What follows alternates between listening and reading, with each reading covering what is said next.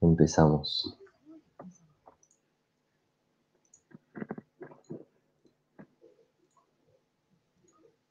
Bien, ¿ahí se está viendo mi pantalla? Sí. Bien, bueno, buen día antes que nada. Hoy trajimos para trabajar un ejercicio de la práctica 11, uno de los opcionales, y después dos ejercicios más para hacer por ahí un repaso de prácticas anteriores. El ejercicio que trajimos es el uno de los opcionales, ¿sí? Es básicamente la figura es esta que está aquí. Por ahí hay un problema con la referencia, creo que habla de figura 3, pero es esta. Es un depósito grande con una llave, un tubo horizontal que tiene una salida que es esta C y dos tubos verticales, A y B.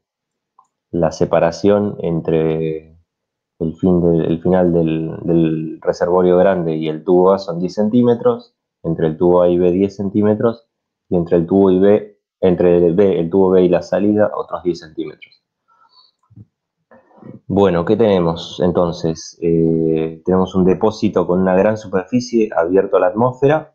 El tubo horizontal tiene 1,2 centímetros de diámetro y está a su vez conectado por estos tubos verticales que mencioné, A y B. Y finalmente desemboca en la atmósfera en C. Entonces, lo primero que me dice, ¿sí? El inciso A, es si el depósito está lleno de un fluido no viscoso hasta una altura de 40 centímetros, ¿sí? Me habla de la altura del recipiente grande, del reservorio grande, y se abre la llave. Determinar el caudal que sale por el tubo horizontal y la altura a la que sube el líquido en los tubos A y B. Bien, entonces, bueno, acá hay un esquemita nuevamente del problema. Eh, Básicamente se abre la llave y tenemos que saber qué caudal pasa por C y si sube el agua en A y B y si sube cuánto sube. Bien, es un fluido ideal, ¿no? Recuerdan, ya estuvieron viendo con Joe, si un fluido ideal le vamos a pedir que sea no viscoso, más bien si cumple estas condiciones va a ser no ideal, no viscoso, estacionario, incompresible e irrotacional, ¿sí? Entonces, ¿qué pasa cuando se abre la llave? Una pequeña corrección, Joaco. En Sí, realidad, el fluido ideal es todo viscoso y compresible, ¿no? Las otras son dos bien, dos las condiciones. condiciones que ponemos sobre el flujo, es decir, sobre Ah, cómo las partículas del fluido se están moviendo por dentro del circuito que están recorriendo. sí, bien, gracias. Bien. Bueno, entonces, ¿qué pasa cuando se abre la llave? Bueno, por un lado, acá lo que les planteo es, bueno, dejemos de lado en un principio los tubos verticales A y B, ¿sí? Y veamos qué pasa con el tubo horizontal.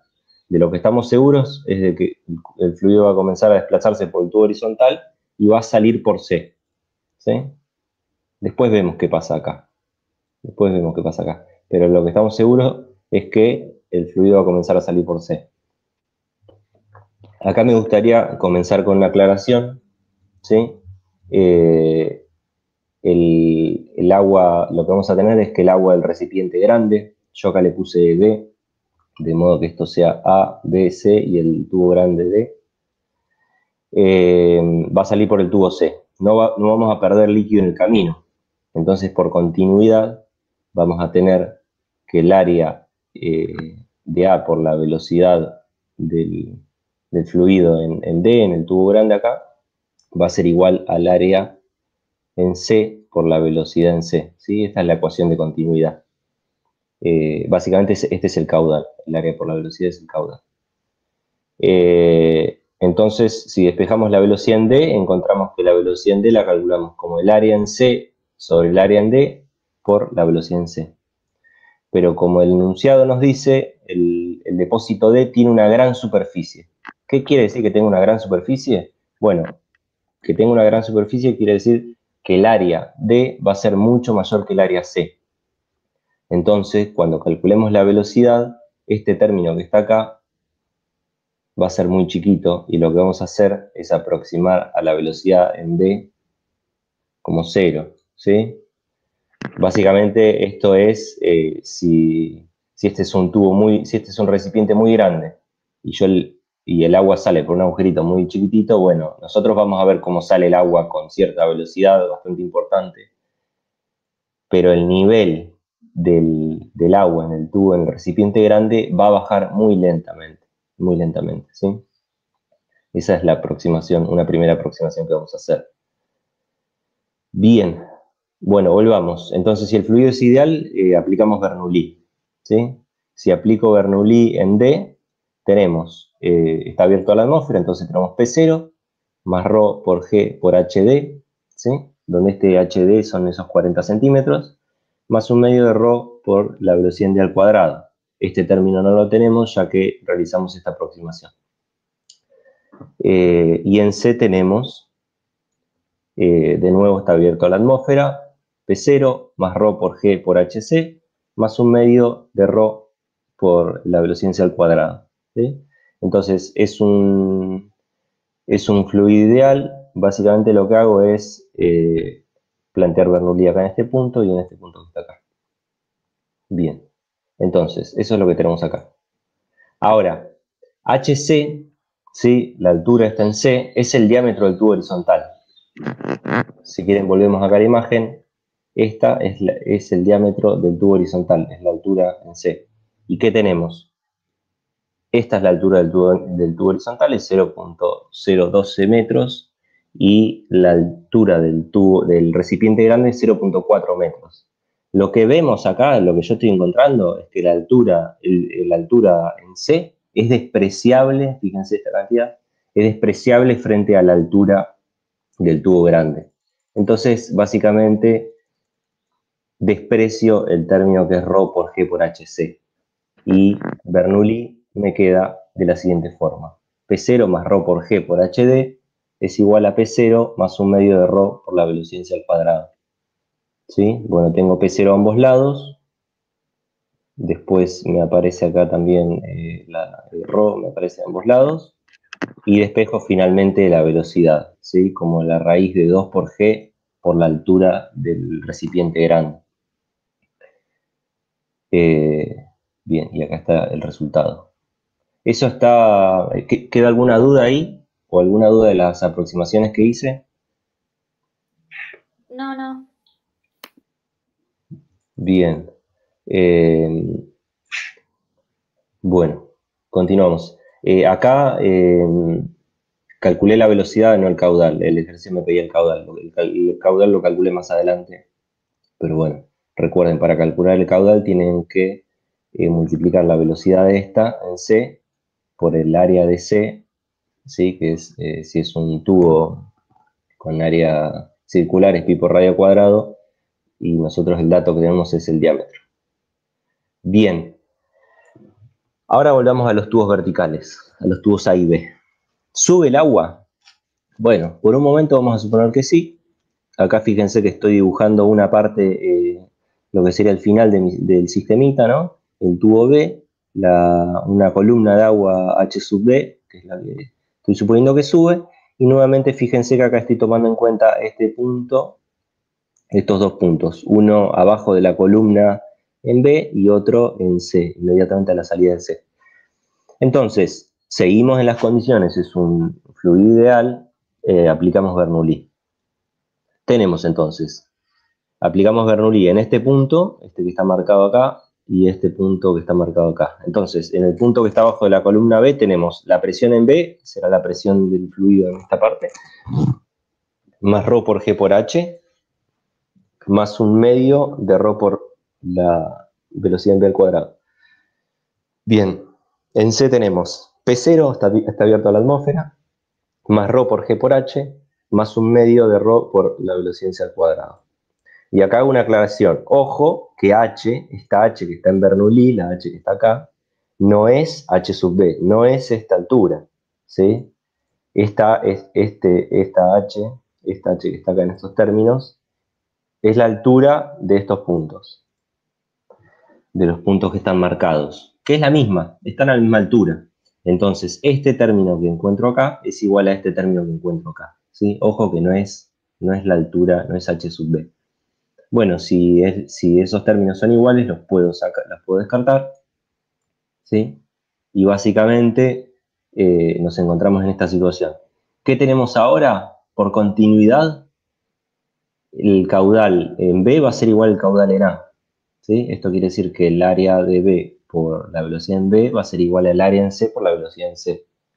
Y como el tubo no cambia de diámetro, ¿sí? El tubo no cambia de diámetro entre B y C, vamos a tener que las áreas son iguales. Si las áreas son iguales, en la ecuación de continuidad se nos van las áreas y nos quedan que la velocidad en C es igual a la velocidad en B. Bueno, ¿qué me permite eso? Esto me permite simplificar aún más la ecuación de Bernoulli y los términos cinéticos se me van, ¿sí? Un medio de ρ por B sub B al cuadrado y del otro lado un medio de ρ por B sub C al cuadrado. ¿Qué nos queda entonces? Que la presión acá, la presión en este punto, tiene que ser igual a la presión en este punto. De este lado ya teníamos que era P sub 0, ¿sí? Porque está abierto a la atmósfera. Ahora, ¿qué nos fijamos acá? El fluido en el tubo vertical está quieto, ¿sí? Permiso, vuelvo a la imagen. El fluido acá está quieto. Si está quieto, podemos calcular la presión por hidrostática, ¿sí? Recuerden, es la presión que tenemos arriba, P0, más la presión dada por la columna de líquido. Esto es lo que tenemos acá. Entonces la presión en B la calculo como P0 más ρ por G por HB. Bien, ahora cuando eso lo llevo a la ecuación de Bernoulli, ¿sí? Que me había quedado bastante simplificada, bueno, P0 lo tengo a ambos lados y básicamente me queda que ρ por G por H sub B tiene que ser 0. Eso implica que H sub B tiene que ser 0. ¿Qué quiere decir esto? Que el agua no va a subir. Es decir, si tenemos un problema de este estilo, ¿sí? Un problema con un recipiente grande, un tubo horizontal, por donde está saliendo el agua, y varios tubos verticales, los que sean, porque el análisis se puede hacer para cualquier tubo, van a encontrar lo mismo. ¿Qué va a ocurrir? Que el fluido no va a subir por los tubos verticales. El fluido solo va a pasar por el tubo horizontal y va a salir por la salida C. Eso es lo que estamos encontrando acá, ¿sí? Eso es lo que estamos encontrando acá. El agua no va a subir. Este análisis con el tubo B se puede hacer con el tubo A de la misma manera, con Bernoulli, ¿sí? Y después calculando esta presión por hidrostática, como hicimos acá, y vamos a llegar a lo mismo. No sé si queda claro este análisis, porque fui medio rápido. Yo lo entendí. Lo importante acá es que estamos planteando todo esto bajo condiciones de fluido ideal, ¿no? Con un fluido ideal, lo que vemos es que el agua no sube por las columnas verticales. Uno se podría pensar, bueno, ¿y cuándo podría llegar a subir si tuviéramos un fluido ideal? Bueno, ¿qué podría pasar para que suba? Pon el dibujito, a ver.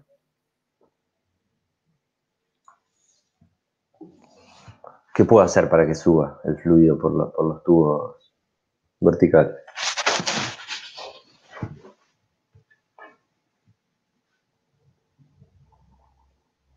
Si fuera así como el dibujo que hizo Joaquín,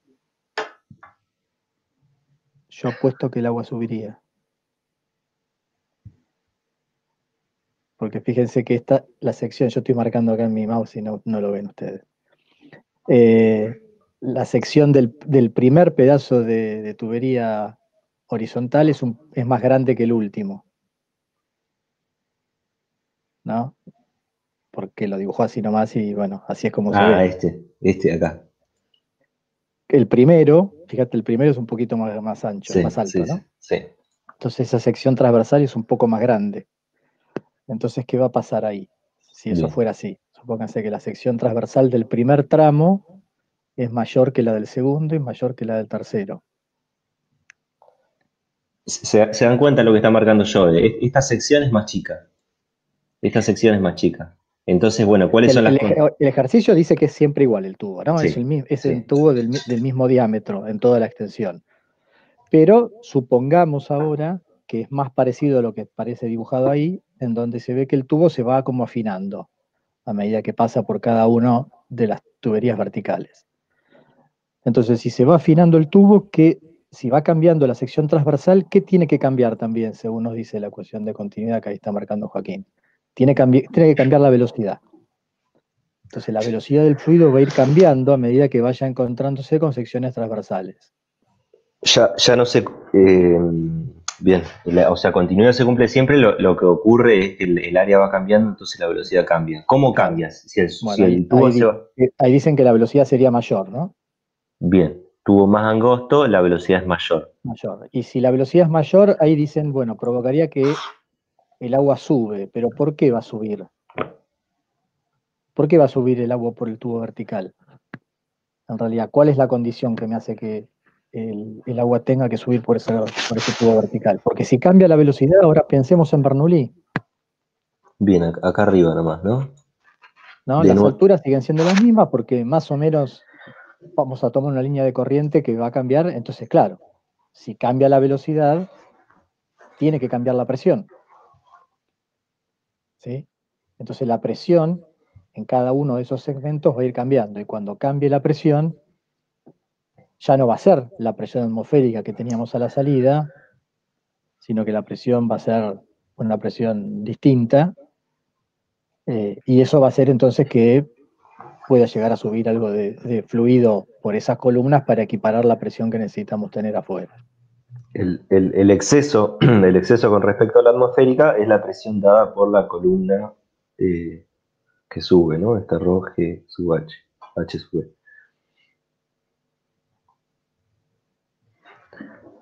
Bien. Bueno, alguna ventaja tenía dibujar un poco feo. Bueno, pero a mí me gustaría, o sea, que me digan si hay alguna duda respecto al análisis, ¿no? No, acá varios dijeron que lo habían entendido por bien, acá. y esas aproximaciones que vamos haciendo, ¿no? Fíjense que yo, bueno, al comienzo aproximé una altura como 0, ¿no? Esas aproximaciones son importantes, ¿sí? Bien, bueno, entonces, un fluido ideal, si tenemos un fluido ideal, lo que va a ocurrir es que no va a subir el agua por los tubos verticales. Ahora, ¿qué pasa si el fluido es viscoso? ¿Sí? Ya no estamos en presencia de un fluido ideal. Bueno, para comenzar no vale Bernoulli, ¿sí? No vamos a poder utilizar Bernoulli. Bien, entonces, para fluidos viscosos utilizamos la ecuación no sé, yo cómo se pronuncia, Poiseuille, este es. Poisson, le digo yo, no sé. La Bien, verdad no sé, Poisson. Poisson, bueno, no tengo buen francés. Básicamente, acá quería recordar un poco la ecuación. Tenemos un tubo de longitud L, ¿sí? Con radio R. Acá están dibujadas estas flechas, serían las velocidades. Recuerden, lo que tenemos en un fluido viscoso es que a medida que me acerco al borde del tubo, el fluido se va frenando, ¿no? Y las partículas que están pegadas al borde directamente están frenadas. Las que están en el centro son las que van más rápido, digamos. Y lo que tenemos, si el fluido es viscoso, es que, fíjense, un tubo de esta manera que no cambia la sección. Bueno, si fuese ideal, y calculamos por Bernoulli, no cambia la altura, no cambia nada, lo que tenemos es que las presiones en los extremos del tubo tienen que ser las mismas, según Bernoulli, si el fluido es ideal. ¿Qué pasa cuando un fluido es viscoso? Bueno, lo que ocurre es que necesariamente la presión esta P1 tiene que ser mayor que P2 para que el fluido fluya, ¿sí? Acá estoy recordando la ecuación de Poiseuille, ¿no? La diferencia de presión es directamente proporcional a la viscosidad, a eta, es directamente proporcional a la longitud del tubo, y es directamente proporcional al caudal. ¿Qué es esto? Tengo un tubo más largo, necesito más presión en el otro extremo del tubo. Tengo un fluido más viscoso, necesito más presión, más diferencia de presión para que haya flujo. Bueno, y es inversamente proporcional al radio a la cuarta. Bueno, entonces, ¿qué es lo que me asegura el ejercicio? Un comentario, una forma por ahí alternativa de ver la ecuación de Poisson, que a veces, no sé, me parece que es más gráfica, es verlo al revés, ¿no? Es ver que el caudal es proporcional a la diferencia de presión, que es lo mismo, ¿no? Es pasar la constante esa multiplicando en forma inversa al otro lado. Entonces, para un determinado caudal, para yo tener un determinado caudal, yo voy a tener que proveer una diferencia de presión entre los dos extremos del tubo. Si yo no puedo dar esa diferencia de presión, el caudal no lo voy a poder tener. Entonces, cuanto mayor caudal quiera tener yo, mayor diferencia de presión tengo que tener para vencer esa fuerza viscosa que me está frenando de alguna manera el flujo del fluido. Bárbaro. Son dos formas alternativas por ahí de ver la ecuación de Poisson, ¿no? Uno pensándola como la caída de presión que me genera el flujo de un fluido viscoso, y la otra como, bueno, ¿qué tengo que hacer para tener un determinado caudal de un fluido viscoso a lo largo de una tubería? Bien. Bueno, lo que me asegura el enunciado es que el caudal es el mismo que el que calculé o el que debería haber calculado en el inciso anterior, ¿sí? Que es el que estoy calculando acá a la derecha. Fíjese, el caudal, bueno, vos yo usás una letra Sí, no me acuerdo y al final sub, qué y letra sub usé, B. porque cambian la... Sí, por ahí usé I sub B, no me acuerdo. Bien, bueno, igual acá está. Esto como para no perderlos en la notación que en la teoría. Entonces, calculo el caudal que debía haber calculado antes, ¿sí? Es el área, si es de nuevo un tubo con sección circular, será pi por r cuadrado, por la velocidad, por la rapidez, ¿no? Por la rapidez, más que por la velocidad. Teníamos el diámetro, bueno, y lo calculo, está acá. Es 0.0003 metros cúbicos por segundo. ¿Sí? Bien, esto que parece muy chiquito, ¿no? Si lo pasamos a litro, cambia bastante. Bien, entonces, ¿qué me aseguran? Que el caudal es el mismo.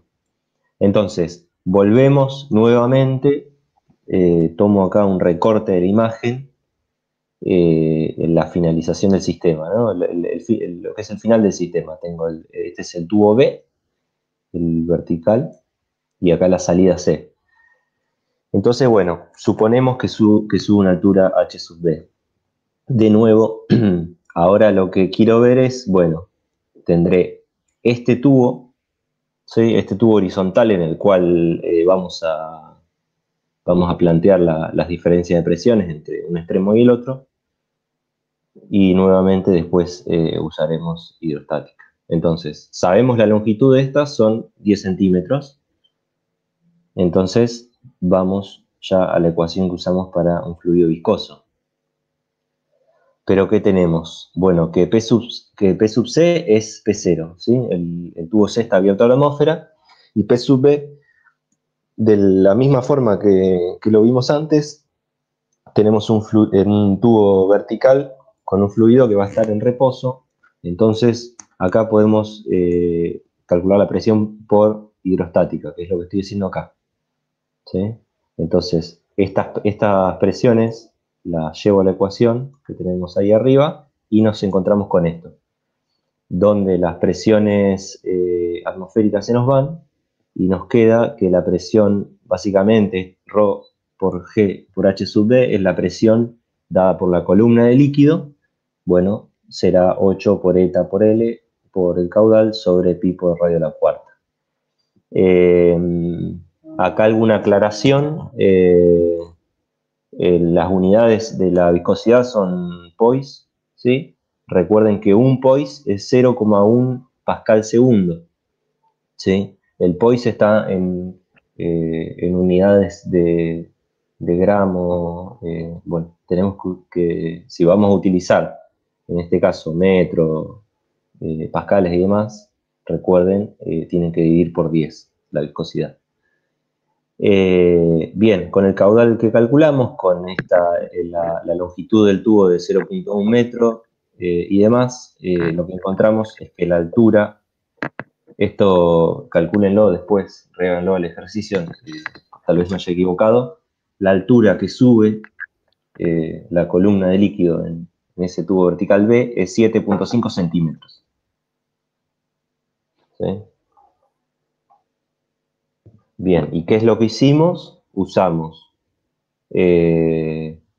la ecuación para fluidos viscosos, ¿sí? Con las presiones en los extremos de este tubo horizontal, y usamos la presión acá, la calculamos por hidrostática, digamos, ¿sí? Como P0 más ρ por G por HB. Bien, ¿hay alguna duda con eso? No, dicen que no. Bueno, yo acá hice la parte, el último tramo del problemita. El tubo A se encuentra más atrás, ¿sí? Más a la izquierda. Eso quiere decir que la distancia entre el tubo A o la parte, si quieren, la parte inferior del tubo A y C es mayor. Entonces, si quiero conservar el caudal, ¿sí? Que es la condición que necesito, conservar el caudal, es la condición que me está asegurando el enunciado. ¿Qué tiene que ocurrir por donde está el tubo A? Pon el dibujito ahí para que lo vean. ¿Cuál? Donde No, estén los dos tubos, ¿no? A ver, este. ese. O sea, nosotros hicimos el análisis recién. Y lo que vemos es que este tubo está más lejos de C. Entonces, si quiero tener el mismo caudal, tengo un fluido viscoso, quiero asegurar el mismo caudal, ¿qué es lo que tiene que ocurrir? Ahí dicen mayor diferencia de presión. Perfecto, mayor diferencia de presión. Si tengo ¿Cómo va una a ser mayor... la presión ahí? Respecto a la de B y respecto a la de salida.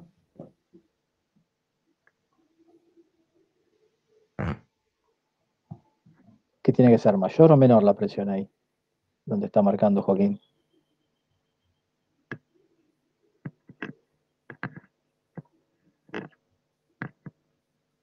¿Qué pasa con la presión a medida que yo me voy moviendo en un flujo de un fluido viscoso, en un tubo horizontal? Claro, la presión va disminuyendo, entonces la presión ahí tiene que ser mayor. Ahí contestaron. Bien, rápidamente, ¿cuál es la diferencia? ¿Se animan a arrojar? Volvemos, si quieren, volvemos acá. Tenemos un fluido viscoso y vale esta ecuación. ¿Se acuerdan que entre C y B, permiso, no os quiero marear, estoy yendo y volviendo hoy, me van a matar. ¿Se acuerdan que entre C y B hay 10 centímetros? Entre B y A hay otros 10 centímetros. Entonces, ¿cuánto mayor es la presión en A? Fíjense, la diferencia de presión es directamente proporcional a la longitud del tubo.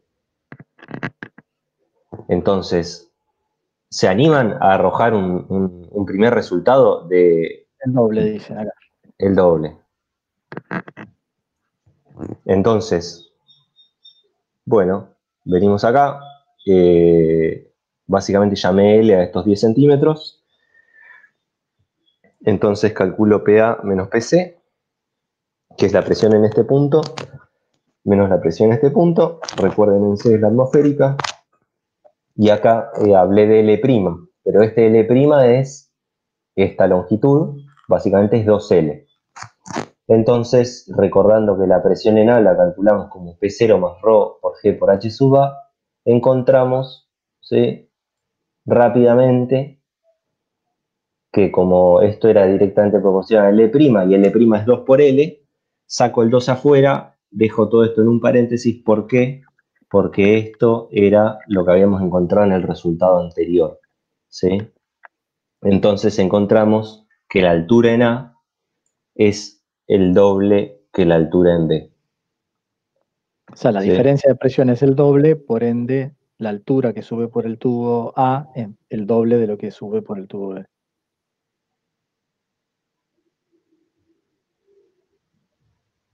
¿Sí? Era bastante intuitivo el resultado, pero bueno, por ahí hay que tener en la cabeza un poco cómo funciona la ecuación de Poisson para darse cuenta de eso. Pero bueno, acá alguien lo fue viendo a medida que lo fuimos llevando. Bueno, bien. Bien.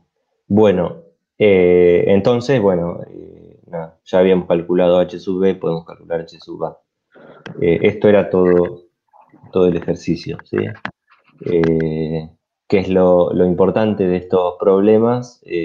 Bueno, recordar la ecuación para un fluido viscoso, ¿sí? Con estas proporcionalidades, con que la diferencia de presión era directamente proporcional a la longitud del tubo, nos dábamos cuenta rápidamente de eso, de que la altura era el doble y demás. Y después, bueno, nada, lo otro importante es Bernoulli, ¿sí? La ecuación de Bernoulli. Bien, bueno, ¿queda alguna duda de este problema?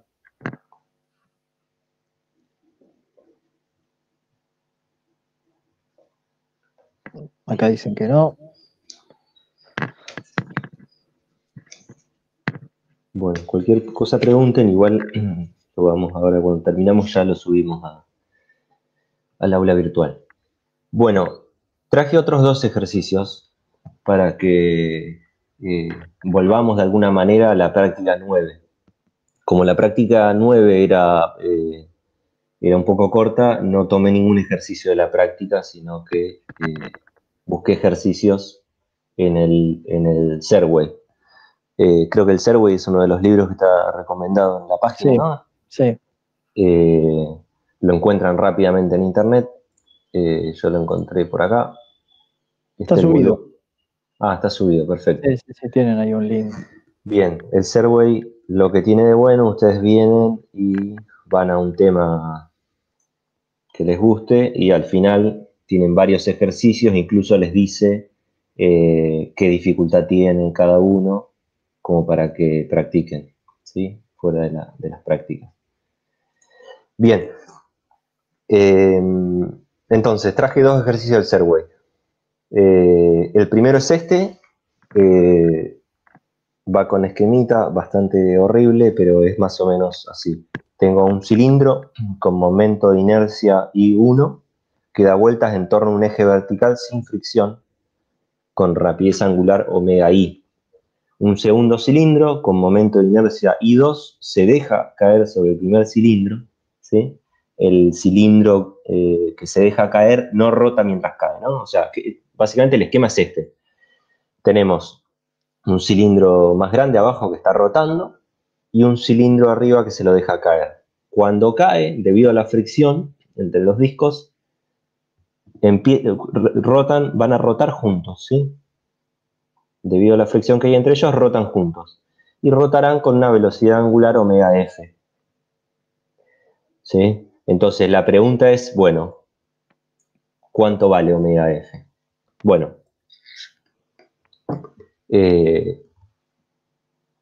bien. Fuerzas externas. Las fuerzas externas que actúan sobre los discos son el peso de los mismos y las fuerzas que los une al eje. ¿Sí? Son las únicas fuerzas externas que están actuando sobre estos discos. Ahora, ambas están actuando sobre el eje de rotación, por lo que no van a realizar torque. ¿Sí? Entonces, lo que tenemos básicamente es que la suma de torques externos es 0, lo que implica que L, ¿sí? La cantidad de momento angular, va a ser constante.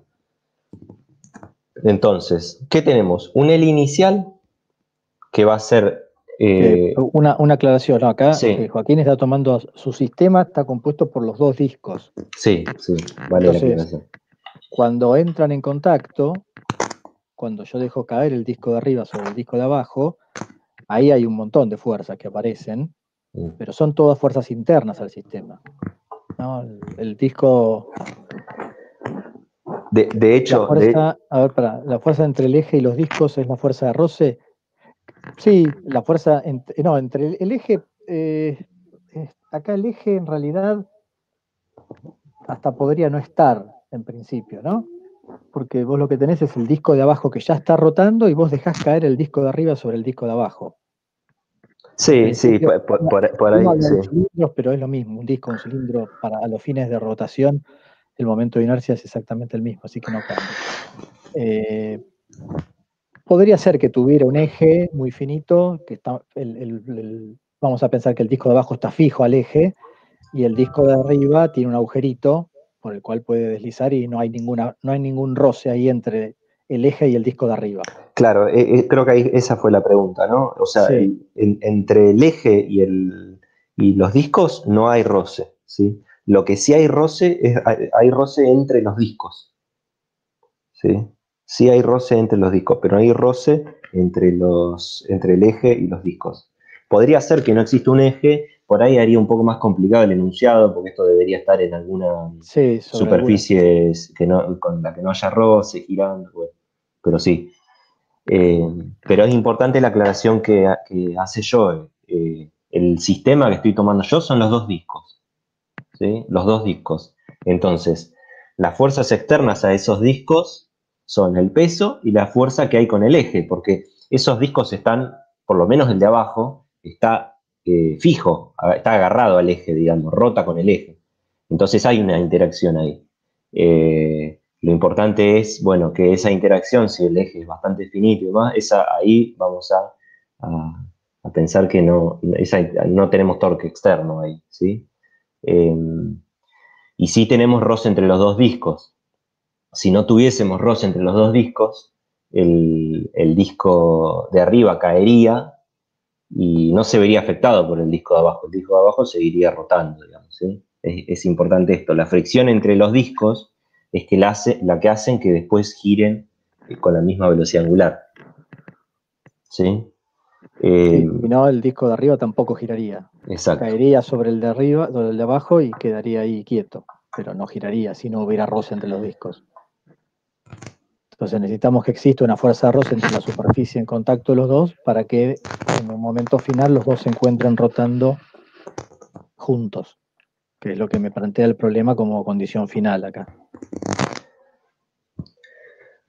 Bien, exacto. Bueno, vamos hasta ahí entonces. Tenemos un disco que está girando, un disco que cae sobre ese, debido al roce comienzan a rotar juntos. Tengo una velocidad angular, y una velocidad angular inicial y una final.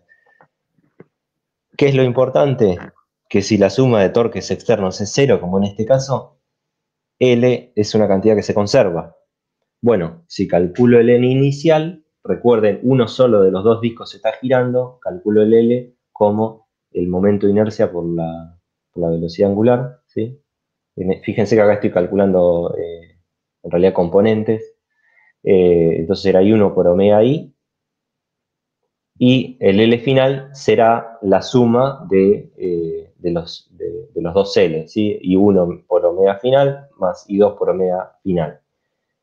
Fíjense que omega final en este caso es la misma para estos dos, porque rotan juntos, ¿sí? Debido a ese roce interno entre discos, rotan juntos, bueno, la saco como factor común y puedo calcular el L final así como la suma de los momentos de inercia por omega F. Bien, bueno, como L es constante, el L inicial será igual al L final, ¿sí? Los escribo, esos que tenía ahí arriba, y acá, si tengo como dato, lo que tengo como dato es la velocidad angular inicial, bueno, calculo la velocidad angular final, ¿sí? Fíjense que ahora tengo acá una cantidad que es I1 sobre I1 más I2, ¿sí? Este numerito que está acá, ¿sí? Si hago la cuenta, este numerito que está acá, va a ser menor a 1, ¿sí? Van a girar más lento los discos. Bien, de esta manera calculo la velocidad angular final. Este ejercicio no me da ningún numerito, digamos, para calcular, pero sin embargo, bueno, resolverlo se puede resolver igual. Sí, ahí justamente preguntaban si 1 y 2 eran datos del problema. En este tipo de problemas les pueden dar, ¿no?, el radio y la masa, y sabiendo cuál es la expresión del momento de inercia de un disco, que es un medio de m por r cuadrado, lo pueden calcular. Pero sí, tienen que darles los datos geométricos de los discos o el momento de inercia del disco directamente, ¿no? Alguna de las dos cosas el problema tiene que dar. En este ejercicio que está planteando Joaquín era un ejercicio en el que simplemente se quería llegar a la expresión final, y uno lo que puede ver es la relación entre las velocidades angulares iniciales y finales asociadas con la relación entre los momentos de inercia. No había cuentas, pero si uno quisiera hacer una cuenta, tenemos que darles al menos las dimensiones y la masa de los discos. Exacto. Bueno, este de nuevo lo tomé del Serway, y fíjense del enunciado, lo que tenemos básicamente son como dato, aunque no tengamos los números, son como dato I1, ¿sí? Omega I e I2, ¿sí? Esos son los datos. Por más que no tengamos los números, digamos, el enunciado nos plantea como datos, entonces esta cantidad omega F la podemos calcular, porque tenemos todo lo que está a la derecha. Bien. Bueno, ¿qué ocurre con la energía? Bueno, la energía inicial será un medio de I por omega, de I1 por omega I al cuadrado, ¿sí? Y calculé la energía cinética inicial, y la energía cinética final será un medio de la suma de los momentos de inercia por la velocidad angular, la rapidez angular al cuadrado final, ¿sí? Recuerden, giran juntos, giran con la misma velocidad angular. Entonces, calculo la diferencia de energía cinética, ¿sí? La final menos la inicial, es esta cuenta que tengo acá. Ahora, ¿qué hago? Traigo, bueno, donde tengo omega F, nosotros ya habíamos calculado cuánto vale omega F, es esta expresión que está acá adentro. Desarrollo, esto no los quiero marear, pero se los muestro rápidamente, desarrollo, y la expresión final que me queda es, bueno, no los quiero marear con esto, son cuentas, van a estar acá subidas, no hay mucho atrás. ¿Sí? La expresión final, la variación de la energía cinética, que es lo que me interesa, ¿sí? La energía cinética final menos la energía cinética inicial, es menos un medio por los momentos, por I1 por I2, sobre I1 más I2 por omega I al cuadrado, ¿sí? Recordemos, tanto I1 como I2, bueno, está por acá, tanto omega I cuadrado es mayor a 0, I1 es mayor a 0, I2 es mayor a 0. ¿Qué ocurre entonces? Bueno, la variación de energía cinética es menor a 0, ¿sí? La variación de energía cinética. Bueno, y recordando un poco el teorema del trabajo en la energía cinética, el trabajo neto va a ser igual a la variación de energía cinética. Entonces, ¿qué es lo que ocurre? Bueno, tenemos un trabajo neto menor a 0. Bueno, por ahí el ejercicio está para un poco, para tener un poco esta discusión que ya hemos tenido. ¿Quién está realizando trabajo? Bueno, ¿qué tenemos acá? Tenemos que pensar un poco en el trabajo que hace esta fuerza de roce que hay entre los discos, ¿sí?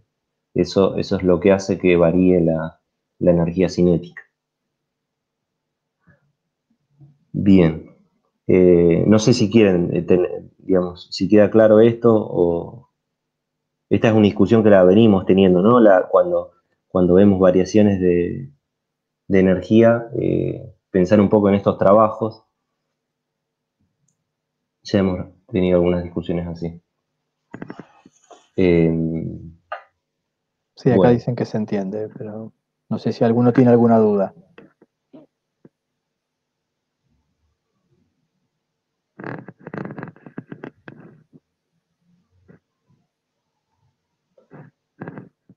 Bueno, ¿no hay ninguna duda? Aparentemente no.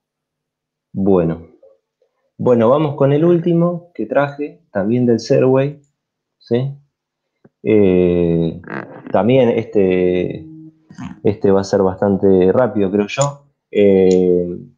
Bueno, fíjense, yo en realidad este ejercicio acá le había dejado un lugar en blanco como para poner algún título, ya que no venía de ningún enunciado. claramente este es un ejercicio de conservación de L, ¿sí? O sea, lo que ocurre en este ejercicio, con lo que trabajamos nosotros, es con conservación de L, ¿sí? Tenemos suma de torques externos igual a 0, entonces L es una cantidad que se va a conservar, ¿sí? Eso es lo central del problema. Bien. Acá tenemos otro problema entonces, también del Serway, un saltador con una garrocha, sostiene en equilibrio una garrocha de 29,4 newtons. El enunciado está sacado así del libro. Estos 29,4 newtons es el módulo del peso de la garrocha. Y entonces el saltador la sostiene ejerciendo una fuerza F1 con una mano, ¿sí? Y una fuerza F2 con la otra mano. F2 hacia abajo, bueno, ahora les muestro el dibujito para que se entienda bien. La garrocha tiene una inclinación de 15 grados con respecto al horizontal y lo que me pregunta es cuáles son las magnitudes de F1 y F2. Entonces tenemos acá, este es el dibujito, ¿sí? Entonces tenemos el saltador, tiene la garrocha, tenemos, entonces acá dibujé esta F sub G es el peso de la garrocha. Si la garrocha tiene una distribución de masa homogénea, debería estar en el medio, ¿sí? Vertical y hacia abajo. Y entonces el hombre está haciendo con su mano izquierda una fuerza F1 hacia arriba, vertical y hacia arriba, y con su mano derecha una fuerza F2 vertical y hacia abajo, ¿sí? Tenemos como dato el módulo del peso, la inclinación de la garrocha con respecto al horizontal y las distancias, ¿no? Desde la mano derecha hasta la mano izquierda donde está aplicada una fuerza y de la mano derecha hasta la mitad de la garrocha donde está aplicado el peso, ¿sí? Entonces La fuerza en la mano derecha no está en el extremo de la garrocha. la Pregunto, fuerza, sí, ¿qué dije? ¿Dije al revés? No, pero como dijiste que te daban la distancia, te dan esa distancia en realidad como dato, no te dan el largo de la garrocha. O sea, la distancia que te dan es la distancia entre manos y la distancia entre la mano que está más cercana al centro y el centro. Ah, bien, está bien. O sea, no sé si se notan, ahí está marcada, 0,75 Sí. metros entre manos. Ahora en el dibujo lo veo, ahora lo veo claro. Fíjense que en color puse las... Entienden entonces el dibujo que hizo ahí Joaquín, porque estos ejercicios son lo fundamental es esto. Si uno plantea esto bien, interpreta la situación, después es llevar eso a las ecuaciones que son relativamente sencillas, pero es fundamental hacerse un dibujo que sea suficientemente claro y representativo de la situación real que estamos queriendo analizar. No sé si todos ven el dibujo que puso ahí Joaquín, la distribución de las fuerzas que puso, la ubicación de cada una de las fuerzas y los sentidos de cada una de las fuerzas. Es fundamental que eso quede claro, ¿no? Porque eso es lo que ustedes tienen que interpretar del enunciado. Exacto. O sea, esto deviene en un diagrama de cuerpo libre y el diagrama de cuerpo libre es la pieza fundamental de cualquier problema de dinámica. Hago mal el diagrama de cuerpo libre y ya seguro voy a meter la pata en el resto del ejercicio, ¿sí? Es fundamental realizar bien el diagrama de cuerpo libre y esto es, bueno, tener en cuenta cuáles son las fuerzas que están actuando. En este caso, como verán, el sistema de estudio va a ser la garrocha. ¿Sí? Tenemos una garrocha en equilibrio, con 3 fuerzas sobre esa garrocha. El peso y 2 fuerzas que está realizando el saltador con sus manos. Entonces, bueno, no sé si dijeron o no, si les queda claro el dibujo. La distancia entre manos es 0,75 metros y la distancia de la mano izquierda al centro de la garrocha es 1,5 metros. Es una garrocha que tiene 2,25 metros de mitad de garrocha, ¿no? O sea, el largo de la garrocha son 4,5 metros. Eso lo ven todos. Está claro el dibujo. Bueno, ¿Qué dicen? ¿Sí? alguien dijo que sí y nadie dice que no, así que vamos a suponer que están todos de acuerdo con que sí, se ve bien.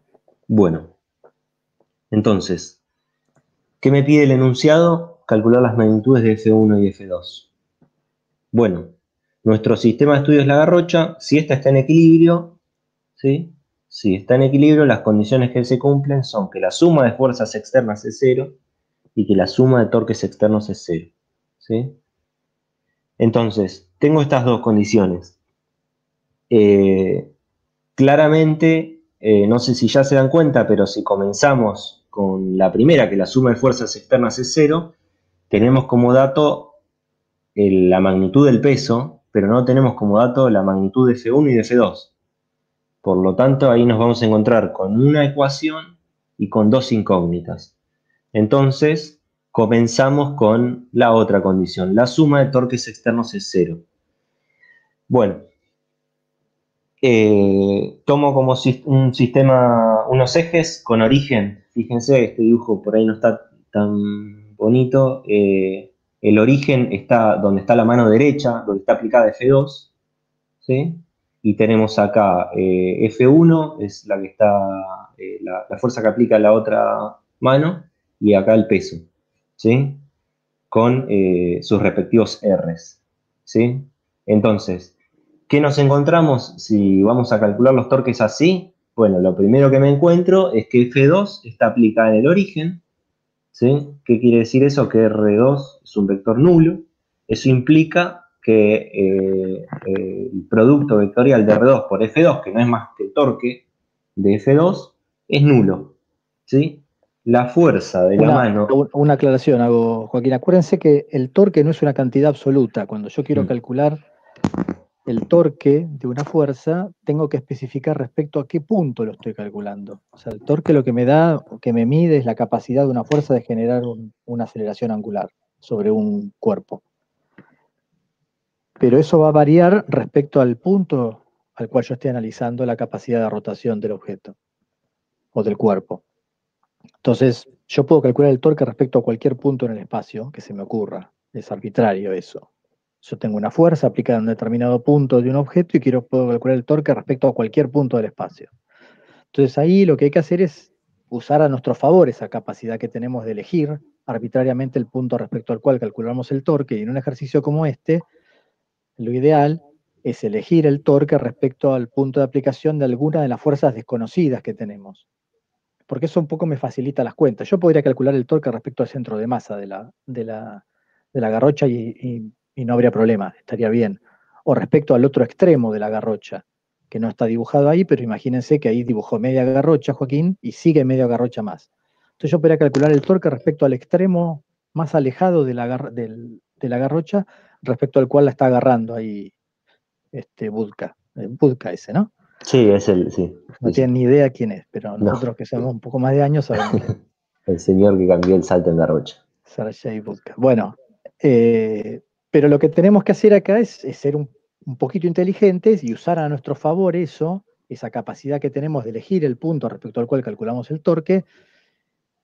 Y en este caso particular, como hay dos fuerzas que desconocemos, lo lógico es calcular el torque respecto al punto de aplicación de alguna de esas dos fuerzas. Porque el torque tiene que ser 0 respecto a cualquier punto. El torque neto aplicado sobre la garrocha, como la garrocha está en equilibrio, el torque neto sobre la garrocha tiene que ser 0, lo calcula respecto al punto que a ustedes se les ocurra, respecto al centro de masa, respecto al extremo más alejado, respecto a donde está poniendo la mano izquierda, respecto a donde está poniendo la mano derecha, o respecto a donde está un espectador sentado en el fondo de la tribuna. Indistintamente el punto que yo elija, el torque neto sobre la garrocha me tiene que dar 0. Claro que si yo elijo el punto donde está sentado el señor de camisa roja en el fondo de la tribuna, y bueno, voy a tener que hacer unas cuentas tremendas, porque el R va a ser un R que voy a tener que ver unos ángulos complicados, y no me conviene hacer eso, porque me dificulta la resolución algebraica del problema. Entonces yo tengo que hacer como yo puedo elegir, lo que voy a hacer es lo que me resulte más fácil, lo que me resulte más conveniente para el ejercicio. Entonces, en este caso, si yo tengo 3 fuerzas aplicadas sobre la garrocha y 2 las desconozco, digo, y bueno, el torque lo voy a calcular respecto al punto de aplicación de una de esas 2. ¿Por qué? Porque si yo calculo el torque respecto al punto de aplicación de una de esas 2, el R para esa fuerza va a ser 0 y el torque que esa fuerza genere respecto a ese punto va a ser 0. Entonces esa fuerza no me va a aparecer en la suma de torques, y me facilita mucho las cuentas. ¿Está bien? Entonces es por eso que hacemos esa elección, simplemente por una cuestión de conveniencia. Por eso Joaquín puso, perdón, el origen de coordenadas en el extremo de la garrocha, donde está la mano derecha del saltador, y va a calcular los torques respecto de ese punto. Pero cada uno puede hacerlo como quiera. Esto es, por ahí, un consejo respecto a qué es lo más conveniente algebraicamente a la hora de resolverlo. Pero uno podría calcular los torques respecto al centro de masa, por ejemplo, que es un punto lógico a veces para elegir, ¿no? El centro de masa de un objeto. O, como esto va a rotar más sobre el otro extremo de la garrocha, lo podría elegir respecto del otro extremo de la garrocha. Pero tendría que hacer un poquito más de cuentas en ese caso. No es que no vaya a poder resolver el ejercicio se puede resolver, pero por ahí algebraicamente la forma más sencilla de resolverlo es esta que está planteando Joaquín acá. Eso es importante que lo vean. Yo creo que es el punto fundamental como para poder analizar estos problemas de equilibrio de cuerpo rígido. Porque acá el punto difícil es entender el concepto de torque y el concepto del equilibrio desde el punto de vista rotacional y cómo lo usamos. Entonces, si ustedes se dan cuenta de eso, yo creo que se les va a aclarar un poco el panorama. Acá preguntan, me queda una duda, siempre que tengo FG, ¿le aplico en el centro de masa? Bueno, lo que suponemos es que la distribución de masa del objeto es homogénea. Entonces, si ustedes se acuerdan, yo hice la cuenta en su momento, en la teoría, de dónde está el centro de masa del cuerpo. Y el centro de masa del cuerpo está en el medio de la garrocha. O sea, si es una barra de distribución uniforme, el centro de masa está en el medio, por lo tanto, la fuerza-peso se aplica en el centro de masa del cuerpo. Está aplicada en el centro de masa del cuerpo. La fuerza-peso va a estar aplicada siempre en el centro de masa. Si la distribución es uniforme, el centro de masa va a estar en el medio de la garrocha, como es este caso. No estamos suponiendo eso. Bien, es muy importante la aclaración de Joe. Fíjense que yo empecé con esta ecuación, con la suma de fuerzas externas igual a 0, y dije, tengo dos ecuaciones, mejor me voy a buscar tengo dos incógnitas y una ecuación, mejor me voy a buscar la otra. Y la otra la armé, digamos, de manera que no tenga una de esas incógnitas. Porque si no, como dijo Joe, ustedes podrían tomar otro punto y resolver igual. Tendrían un sistema de dos ecuaciones, que son estas dos, y dos incógnitas, que son F1 y F2. Pero va a ser más complicada las cuentas, buscar un punto donde no se anulen los torques de estas dos fuerzas. Entonces, lo que rápidamente hago yo es tomar este punto, ¿sí?, como origen, el punto donde está aplicada la fuerza F2, y lo que hago básicamente es, en esta suma que tengo acá, tener dos términos en lugar de tres. Si tuviese tres, ya tendría que hacer una matemática un poco más complicada. Básicamente tendría que armar un sistema de ecuaciones incógnitas, ¿no?, con la suma de torque externo y con la suma de fuerza externa.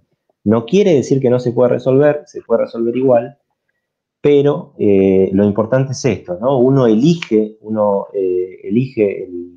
el punto, digamos, alrededor del cual va a rotar, de manera de anular alguna de las incógnitas que tiene ahí. Bien. ¿Está bueno. claro eso? Pues nadie me dijo todavía está claro, ¿no? Eso es la ventaja que uno tiene en un problema de estática, como es el cuerpo está en equilibrio, la aceleración angular del cuerpo es cero respecto a cualquier eje de rotación, pase por donde pase. Entonces yo puedo elegir los torques respecto a cualquier punto arbitrario. Distinto cuando estoy resolviendo un problema de dinámica rotacional donde tengo una polea que está girando respecto a su centro. Entonces los torques, ¿dónde los voy a calcular? Y respecto al centro de la polea, que es el punto respecto al cual está girando la polea. Porque la velocidad angular que a mí me va a interesar calcular va a ser calculada respecto a ese punto. Entonces, en ese caso, cuando tengo una polea girando, claramente los torques los tengo que calcular respecto al centro de masa de la polea, o sea, al punto por el cual pasa el eje, respecto al cual la polea gira. Pero en este caso, que el sistema está en equilibrio, la sumatoria de torques me tiene que dar cero, entonces tiene que dar cero respecto a cualquier punto que yo elija. Entonces ahí tengo libertad para moverme respecto a dónde yo me paro y respecto a qué punto calculo los torques. Entonces eso es una ventaja que nosotros tenemos que aprovechar en la resolución de este tipo de ejercicios para facilitarnos las cuentas. Si lo hacen respecto al centro de masa, lo que decía recién Joaquín, bueno, tendré un sistema con dos ecuaciones con dos incógnitas. En la sumatoria de fuerzas me aparece el módulo de F1 y el módulo de F2. En la sumatoria de torques me aparece el módulo de F1 y el módulo de F2. Despejo una y reemplazo en la otra. ¿Por qué decimos que está en equilibrio? Bueno, estamos suponiendo que el saltador, lo que dice el ejercicio, está por empezar a correr, ¿no? Él está parado con la garrocha agarrada y la garrocha está quieta, en equilibrio. Sí, por ahí en el dibujo él ya Sí, está corriendo en realidad, sí, pero bueno, pero bueno, lo que asumimos es que corre a velocidad constante. ¿Sí? correría a velocidad constante en ese Exacto. caso, con lo cual la condición de que la garrocha esté en equilibrio también se seguiría manteniendo, ¿no? Estamos planteando esa situación, la garrocha en equilibrio, o sea, la garrocha está quieta, no tiene ni aceleración su centro de masa, ni aceleración angular respecto a ningún punto. Entonces esa es la condición que estamos planteando. Exacto. Bueno, avisen si quedan dudas, ¿sí? Por favor. Entonces, bueno, como elegimos esto, entonces tenemos dos torques, el torque de F1 y el torque del peso, ¿sí? Recuerden, tengo que hacer el producto vectorial de R1 por F1 y el de R sub Fg por Fg. Fg es la fuerza gravitatoria, es el peso, ¿sí? Bueno, ¿qué hago? Lo calculo en componentes, ¿sí? Calculo los componentes y recuerden que podemos calcular como el módulo de R por el módulo de F por el seno del ángulo entre R y F. Hice un dibujito por acá y tenemos esta situación, ¿sí? Fíjense las dos fuerzas. El peso, el R del peso es este que está, el primero que está a la derecha. El peso es vertical y hacia abajo. Entonces, que tenemos 15 grados entre la horizontal y R. Pero recuerden, cuando calculamos el producto vectorial, ¿sí? Recuerden que el producto vectorial es anticonmutativo. El ángulo que nos aparece ahí en el seno, el ángulo que nos interesa, es el ángulo que va del primer vector, que es R, al segundo vector, que es la fuerza, en sentido antihorario. Es este que está marcado en verde, que es 270 menos 15 grados, sí, 255 grados. Este es el ángulo que nos aparece en el producto vectorial, ¿sí? Acá más a la derecha tenemos con la fuerza F1, ¿no? F1 vertical y hacia arriba, R un poco más cortita, de nuevo 15 grados con respecto a la horizontal, y el ángulo que nos interesa es el ángulo que va de R a F en sentido antihorario. Recuerden eso, es importante. Tomamos el ángulo que va del primer vector al segundo en sentido antihorario. Bien, ahí entonces sabemos cuáles son los dos ángulos, entonces eso es lo que está aclarado acá. Acá tenemos los módulos de R, el módulo del peso y los ángulos, y básicamente extraer esto a esta cuenta, ¿sí? A la cuenta que teníamos ahí arriba, y despejar. Sabíamos que esto daba 0. Bueno, calculamos el módulo de F1 y encontramos que es 88.74 newtons. ¿Sí? Acá de nuevo, el punto fundamental es el dibujo. Ahí el dibujo que hizo Joaquín es el que nos permite resolver. Entonces hay que acordarse cómo se calcula un producto vectorial, nada más. Entonces una vez que yo tengo los dos vectores que quiero multiplicar, es el módulo de uno por el módulo del otro, por el seno del ángulo comprendido, yendo del primer vector al segundo en el sentido antihorario. Entonces lo que tenemos que hacer siempre, acuérdense, para calcular un producto vectorial es trasladar esos vectores al origen y medir el ángulo ahí.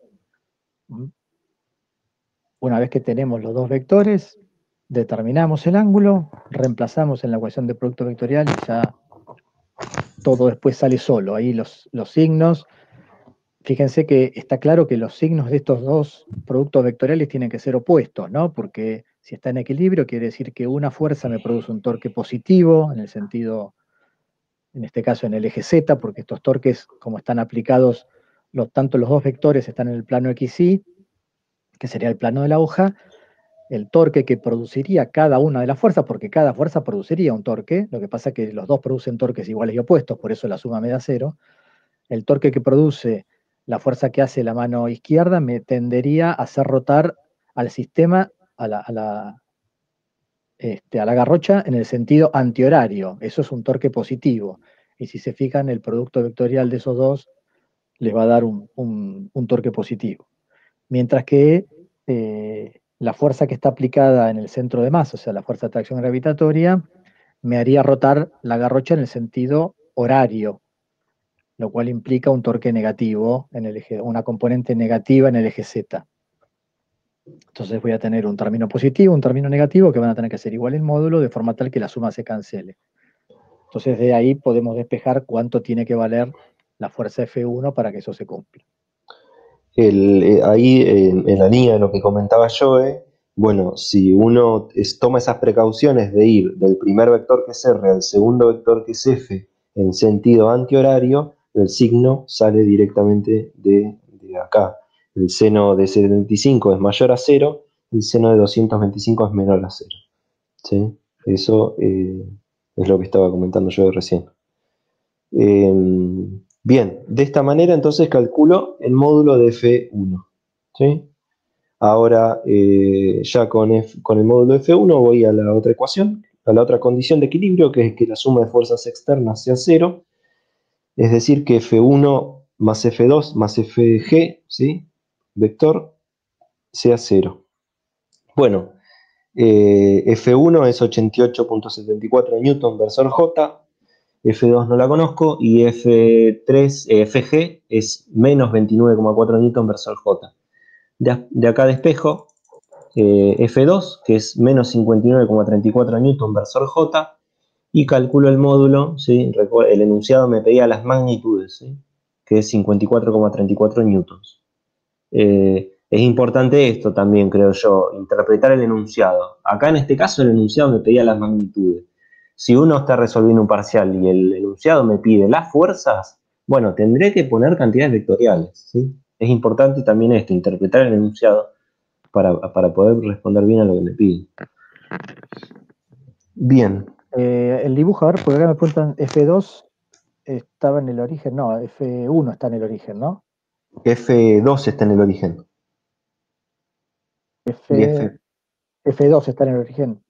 F2 está en el origen, sí. Ah, está bien, entonces sí, porque ahí preguntaron, no me acuerdo cómo era el... Yo lo hice, el dibujo... F2 está en el origen. Exacto, está bien. Claro, sí, está bien. F2 es la fuerza en la mano, con la mano derecha que va hacia abajo. Exacto. Sí. Ahí está el dibujo más claro. Bueno, este era otro problema que trajimos, ¿sí? Bueno, no sé si tienen alguna duda, si por ahí les aclaró, si empiezan a despabilar con este tema. Creo que es donde todavía creo que hay mayor dificultad. Pero ya les digo, hay una cierta mecánica en cuanto a la forma de resolverlo. Sí, ahí dicen que torque les sigue costando, ¿no? Pero bueno, es cuestión, ya les digo, esto es como siempre, es cuestión de practicar. Y hay algunos que son más mecánicos, toda la parte de fluidos es bastante más mecánica en cuanto a la resolución, y hay otros que requieren un poco más de procesamiento, que claramente este tema requiere un poco más de ustedes y de internalizar los temas, ¿no? Sí. Creo que en estos hay una curva de aprendizaje un poquito más lenta, que seguramente les va a costar más. Entonces, bueno, también un poco por eso era que queríamos volver sobre estos temas, porque sabemos que les cuesta, sabemos que son más difíciles, por ende les va a costar un poco más. Y bueno, vamos a insistir con algunos ejercicios más como para tratar de sacarles las dudas y que terminen de visualizarlo, ¿no? En algún momento es lo que pasa, ¿no? Uno en algún momento tiene una iluminación, hace un clic y empieza a visualizar cuál es el problema y cómo son. Bueno, pero eso se consigue con práctica, no hay otra forma. Entonces, vayan a la práctica, traten de hacer los ejercicios que están resueltos por los chicos. Ustedes, fíjense dónde están las dificultades, dicen, porque bueno, me cuesta torque, bueno, pero ¿qué es lo que te cuesta? ¿Qué es lo que hay que, un poco también, ustedes tienen que ser capaces de encapsular el problema de alguna manera? Porque decir, me cuesta torque es como muy vago y muy amplio. Bueno, pero entonces lo que tenemos que tratar de ver, de enfocar, es hacia dónde es justamente la dificultad. ¿Cuál es el problema que tenemos? ¿Qué es lo que les cuesta visualizar? Si es el diagrama, si es qué significa, cuál es la definición de torque. Entonces, por ahí tengo que ir a la teoría y mirar un poco más la definición teórica. Cómo planteo la resolución del torque, porque por ahí todavía a alguno el producto vectorial le cuesta. Entonces, hay que ver cuál es el problema puntual que ustedes tienen, hacia dónde enfocarlo, como para tratar de reforzar ese punto y tratar de resolverlo y de poder entender globalmente el tema. Sí, Pero ya con práctica. yo me arriesgaría a decir que que digamos que por ahí es más sencillo fluidos porque no hay cantidades vectoriales, ¿no? Sí, seguro. Por ahí hay una complejidad. Donde hay un producto vectorial, más todavía. Porque aparte de lo que un poco charlábamos la otra vez, ¿no? Se empieza a perderle el sentido de la intuición en estos temas, a veces falla.